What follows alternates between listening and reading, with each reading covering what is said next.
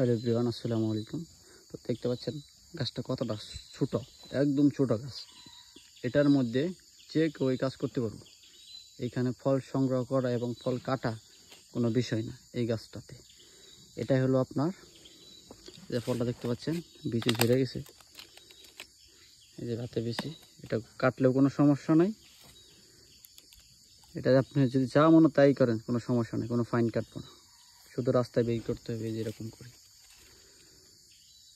তো এগুলা 250টা 1 টন, যেটা মালয়েশিয়া একটা ফলের দাম হয় 15 পয়সা 12 পয়সা।